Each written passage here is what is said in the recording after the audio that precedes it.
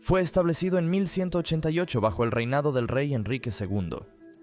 Lo que se construyó a partir de un grupo de celdas alojadas en las murallas de la ciudad de Londres, sobre la casa de la puerta de Newgate, pronto se conoció como un lugar de oscuridad y desesperación.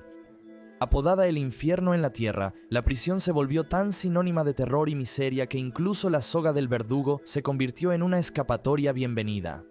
Viajemos ahora atrás en el tiempo hasta la Edad Media y descubramos cómo era la vida en la notoria prisión de Newgate.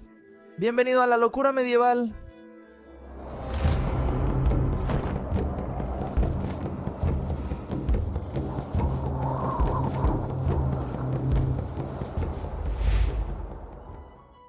El prisionero en la puerta. Las originales murallas romanas de la ciudad tenían 7 puertas por las que las principales carreteras de Londres conducían a otras partes del país.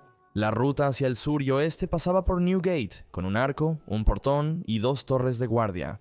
En tiempos de rebelión, cuando era probable que hubiera un gran número de arrestos y las 2 prisiones oficiales de Londres se llenaban, esas 7 casetas de guardia a menudo se utilizaban para alojar a los prisioneros.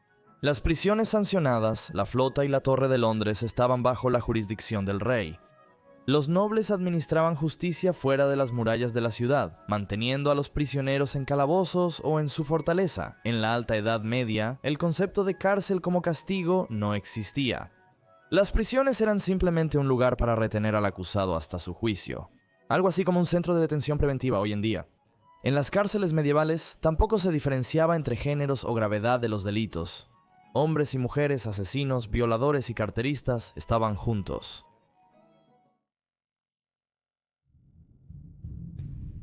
En prisión preventiva.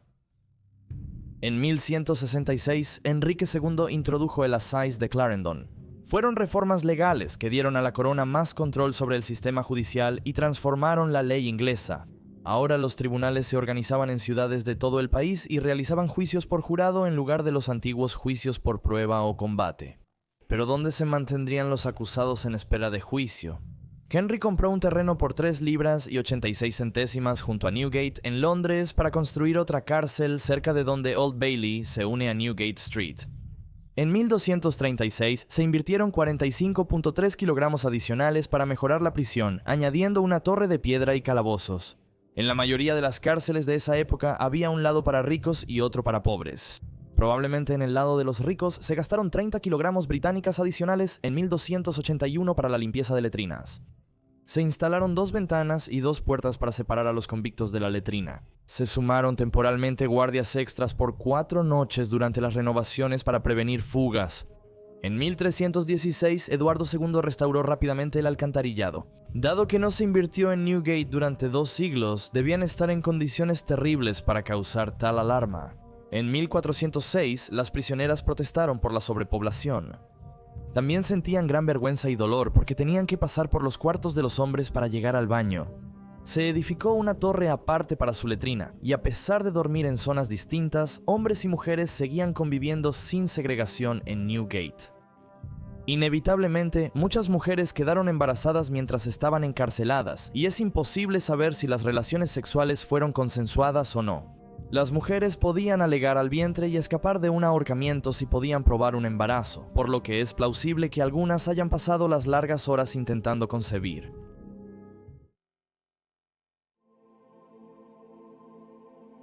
Fétido, asqueroso y sucio. Al llegar, los prisioneros eran encadenados y trasladados a celdas. A muchos se les olvidó y se les dejó sufrir y morir de hambre allí. Los condenados a muerte ya juzgados eran encadenados en el sótano de la casa del carcelero. Esencialmente, era un oscuro, húmedo y sucio alcantarillado al aire libre. Todo el lugar estaba infectado de piojos y chinches. Se decía que eran tan numerosos que crujían bajo los pies cuando la gente caminaba sobre ellos. Vivir juntos en condiciones tan abarrotadas e insalubres era un caldo de cultivo para los gérmenes, y Newgate tuvo su buena parte de brotes contagiosos.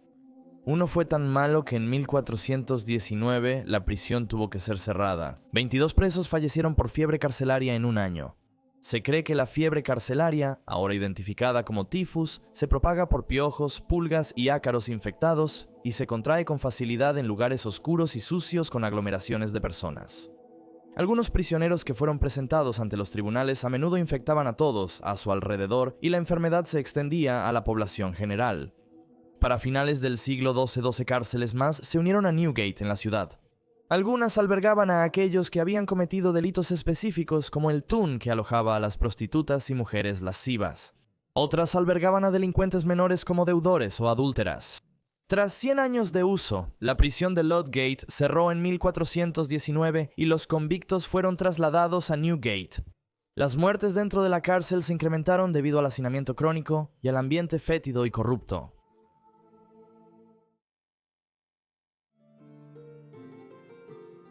Newgate, con más de un cuarto de siglo de antigüedad, estaba en un estado impactante y en 1423 el reconocido Lord Mayor Dick Whittington dejó suficientes fondos en su testamento para su reconstrucción.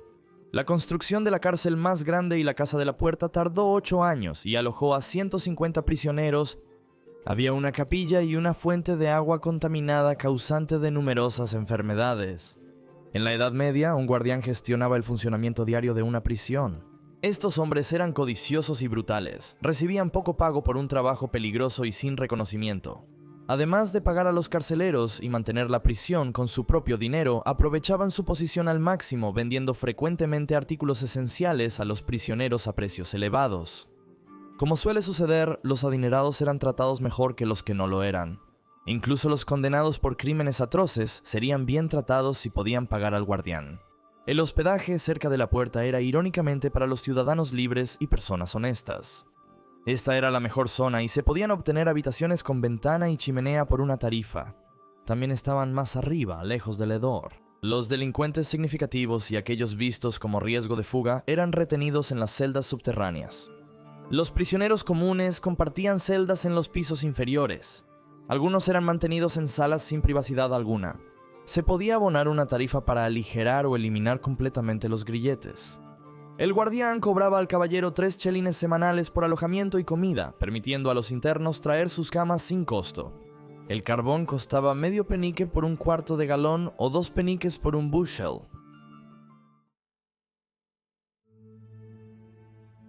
El guardián.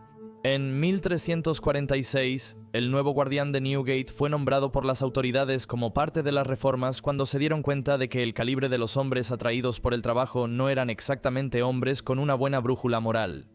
Se prohibió a los guardias aceptar caridad de prisioneros, cobrar demasiado por camas o adelantar fechas de juicio. En casos extremos se acusó a los carceleros. En 1244, un sargento del sheriff, John Shepp, fue condenado por lanzar a un prisionero a una mazmorra tan fuertemente que le quebró el cuello. A principios del siglo XIV, 2 guardianes llamados Edmunds de Lorimer y Hugh de Croydon fueron condenados por tortura y extorsión. A Lorimer se le cobró 4 veces el precio legal por la eliminación de grilletes, y un guardián fue encarcelado en 1449 por violar a una reclusa.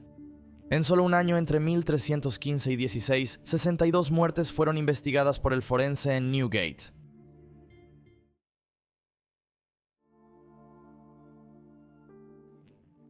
En el siglo XIII, la prisión se consideró como un castigo, con la sentencia habitual durando 1 año y 1 día. Robar un halcón en 1361 te condenaba a 2 años de cárcel. Por secuestro estarías allí por el resto de tu vida. Muchos en prisión preventiva languidecieron en cárcel durante años antes de tener juicio. John de Munden en 1352 se quejó al sheriff tras 5 años en Newgate. Afirmó que se había cometido un error cuando fue encarcelado, pero había llenado incorrectamente un formulario y su petición fue desechada.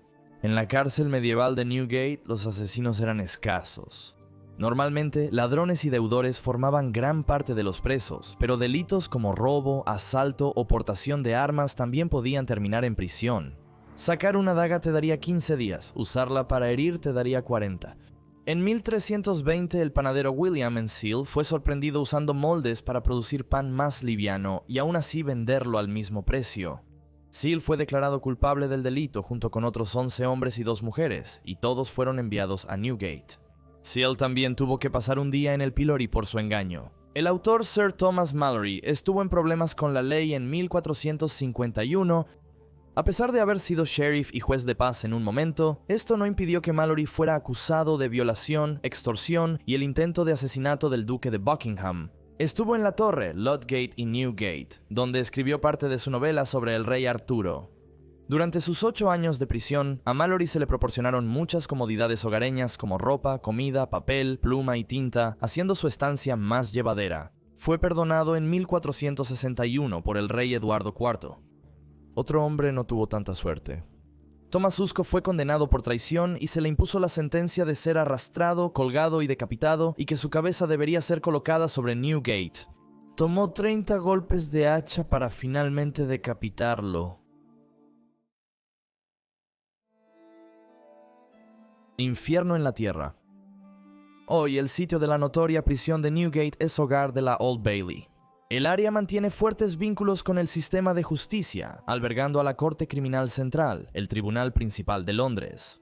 No hay nada que recuerde al público los horrores sufridos en la infame antigua prisión, solo una modesta placa azul en la pared del tribunal que dice «Vista de Newgate, demolida 1777». Se dice que algunas antiguas celdas están debajo del Viaduct Tavern, un palacio de Ginebra victoriano al otro lado de la calle. No es sorprendente que con una historia tan oscura, el área esté impregnada de espeluznantes cuentos de sucesos extraños. Las leyendas suelen iniciarse en lugares terroríficos, donde las personas sufren debido a la miseria y violencia. Newgate no fue la excepción. Allí, el tormento se manifestaba como un perro negro hambriento que se pensaba que rondaba las prisiones en los días en que iba a haber una ejecución. Más recientemente, en un evento particularmente perturbador, un antiguo propietario del Viaduct Tavern bajó a la bodega del pub. De repente, las luces se apagaron y la puerta se cerró de golpe. Mientras el propietario estaba allí, solo y asustado en la oscuridad total, una voz susurró en su oído. «Ahora solo estamos tú y yo aquí abajo», dijo. Quizás era uno de los antiguos reclusos de Newgate buscando un poco de venganza. Gracias por ver este episodio de Locura Medieval. Si disfrutas estos videos, suscríbete y comenta si quieres que cubramos algún tema en futuros episodios. Espero que tengan una buena semana, nos vemos en el próximo video. ¡Saludos!